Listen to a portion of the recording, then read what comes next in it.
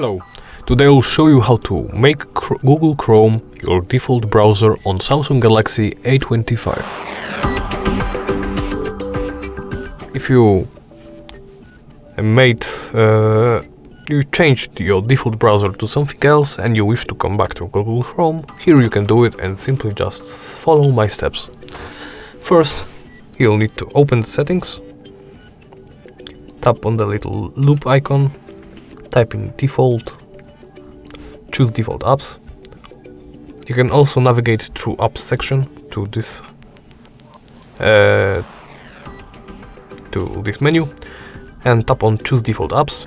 Here you can see a browser app, and now you can change it back to Chrome. And that's it. Thank you for watching, and please remember to comment, like and subscribe.